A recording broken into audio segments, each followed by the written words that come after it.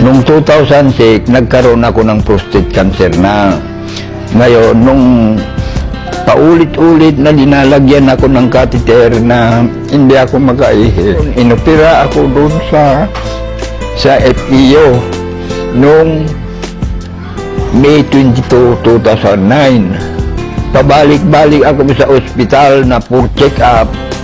Tuwing dalawang check-up ng isang linggo, wala rin akong walang pagbabago, lalong sumasakit. Maraming klase, mahapdi, makirot, masakit pag lumabas yung ihi ko, pag huminto yung ihi ko, masakit, makirot, ganun ho. Halos hindi ako makatulog magdamag, nagtitiis lang ako.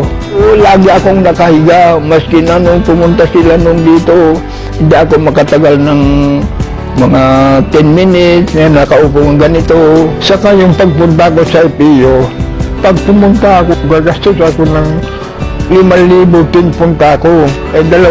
Dalawang beses ako pumunta sa loob sa linggo. Kaya ngayon, naghihirap na ako, wala na akong pambili ng gamot ko. Marami akong pinagdanan, ECG, ultrasound,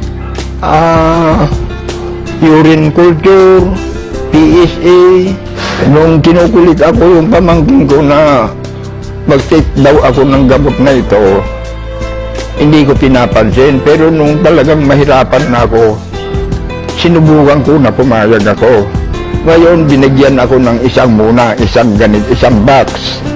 Katapos, nung naubos ko yung isang box, medyo gumaang yung pakiramdam ko. Kaya inulit ko na naman, nagpabili naman ako ng isa. Ito, C247, ito ang nagpagaang sa katawan ko, yung sakit ng nararamdaman ko na hapdi, kirot. Dahil po dito ay nakakalakad na ako, nakakapunta na ako yan, nakapapasya-pasya ako dito sa lubang bahay ko.